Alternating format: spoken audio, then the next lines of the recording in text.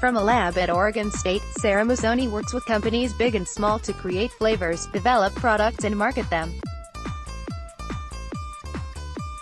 Sarah Masoni at the Food Innovation Center at Oregon State University in Portland. "She's an evil genius," one client said. In a good way. CreditJohn Taggart for the New York Times Portland. Or most makers of fancy food like to supply a romantic story behind the birth of their triple berry jam or new ice cream flavor. Maybe it was grandma's recipe, or a life-changing trip to Vietnam. Here in Oregon, there is a fair chance that the inspiration was Sarah Masoni, a university laboratory manager with a title that is less than lyrical, director of the Product Development and Process Program at the Food Innovation Center of Oregon State University. Ms. Masoni is not a trained chef, a food scientist or even a typical food fanatic, though she can master most recipes and identify rancid ingredients with a single sniff. Rather, she is a professional food designer, skilled in building flavors and textures, versed in arcana like the aftertastes of alternative sweeteners and the umami of dried yeasts. She has a foot in the worlds of food safety, processing and packaging, and supermarket shelf stability. A student of food trends and innovations, she is also a sought-after judge, with a specialty in dairy products. Her sense of taste is so keen that one client, Chris Spencer of Upstar Ice Cream, says she has the $1 million palate. Remarkably, it comes without a $1 million attitude. Rarely the center of attention, Ms. Masoni has a down-to-earth, slightly nerdy charm, like the shy kid in class who surprises you with her witty insights. That may be because Ms. Masoni, 54, honed her talents while working behind the scenes within big organizations. She has grated cheese for the United States Department of Agriculture, built better garden burgers and spent a summer working in the Maine General Mills Research Center in Golden Valley, Maine, just across the Mississippi River from her hometown. Street. Paul. Now she works as the Wizard of Oz behind the curtain, as she put it, for paying companies large and small. Image Class works on a soup recipe at the Food Innovation Center in Portland. Or CreditJohn Taggart for the New York Times. The Food Innovation Center, a multidisciplinary partnership with the Oregon Department of Agriculture, is one of several similar extension programs at universities like Rutgers and Louisiana State. With Ms. Masoni's help, Oregon's is extremely successful, luring not just food makers and farmers from the Northwest, but also international conglomerates that keep their work their hush-hush. While every client pays the same hourly rate set by the university, Ms. Masoni gives smaller producers a lot for little money through one-hour consulting sessions. They leave with a huge list of resources and to dose, she said, and a request to report back once those have been completed. "She probably touches more companies than anyone else I've worked with," said Ron Tanner, a vice president of the Specialty Food Association, which flies Ms. Masoni to New York each year to judge the awards for its annual fancy food shows.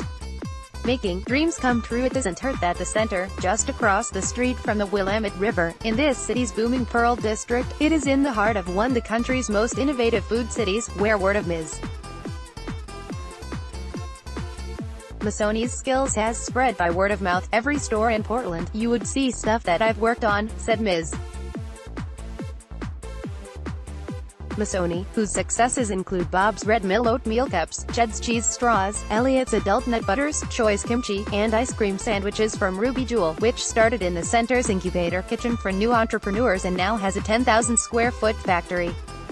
Her most recent projects include writing tasting notes for cheese curds from the new TMK Creamery in Canby, or helping a Japanese company produce and package 4 fruit flavors of a fermented egg white drink called Eggert, developing a cookbook for Oregon specialty crops, and visiting supermarkets to help client companies come up with new uses for seaweed and dehydrated vegetable powders. "You won't find her name on the package of any product," Ms. Masoni said, but she is fine with that. "It's really my job to help people make their dreams come true." That's what she did for Kim Malek, the founder and an owner of Salt. Masoni, "She has the uncommon combination of being brilliant and completely disarming," said Ms. Malek, a former corporate marketer who revealed her dream to run a scoop shop over a meal at the Dockside Saloon, the Portland dive where Ms. Masoni likes to take clients. Ms. Masoni enjoys the hash browns, and the restaurant's role in the Tonya Harding-Nancy Kerrigan scandal. Key evidence was found in its dumpster. Working with Ms. Malek on the weekends, Ms. Masoni developed SALT. She then took the company's younger co-owner, Ms. Malek's cousin Tyler Malek, under her wing, said Ms. Malek, so he could become a skilled ice cream maker on his own. What was most impressive, Ms. Malek said, is that Ms. Masoni could go directly from blue sky brainstorming. This is the spirit of flavors and what we want to be about, to pitch perfect recipes for ice creams that have become nationally known. She's an evil genius, Ms. Malek said. In a good way, Ms. Masoni worked similar magic with the Portland chef Vitaly Palate. When he set out to create an energy bar with wholesome ingredients 14 years ago, he said, I didn't even know how to start, working only from his description of a target flavor profile. Ms.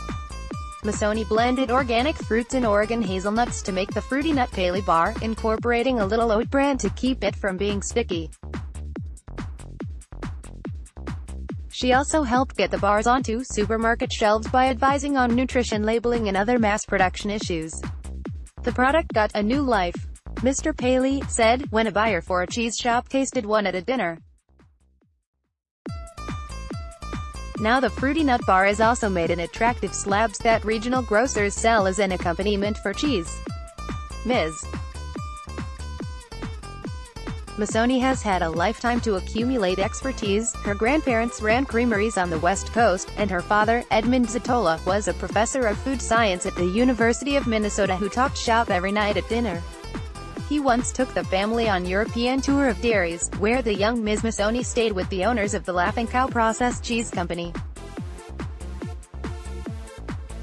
Her pristine Madeline moments reveal that food production was probably her path from the start. She recalls watching an episode of the 1960s sitcom, That Girl, when she was about 5. A penniless Marlo Thomas made tomato soup at the automat using only packets of ketchup and hot water. I was like, whoa, that is so cool. Other pivotal memories include the introduction of the Egg McMuffin in the 1970s and of the Hardee's Cinnamon Raisin Biscuit in the 1980s. Even then, she recognized that both breakfast items were breakthroughs.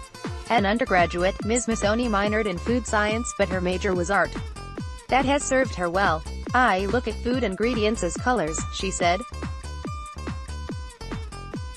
I know the flavors of things and the textures, and I can just sort of pull it together. Half the time, I don't even know how I know what she doesn't know. Others at the center likely do. Her colleagues include professors with expertise in food packaging or toxicology, a sensory science team that conducts blind consumer product testing, and international trade managers who travel the world on behalf of the Oregon Agriculture Department. It helps that Ms. Masoni usually tells it as she sees it, said Stephanie Clark, a professor of food science and human nutrition at Iowa State University who manages the technical judges for the annual awards given by the American Cheese Society. Ms. Masoni is one of only about 60 people in the country qualified to be technical judges, and one of the most honest with her feedback, Ms. Clark said. Sometimes it's almost like, I can't believe you just said that. It's perhaps easier to be honest as an outsider, one of the advantages of working with many companies rather than running your own. That's a lesson Ms. Masoni learned making brie at Blue Heron French cheese in Tillamook, or after graduating from college.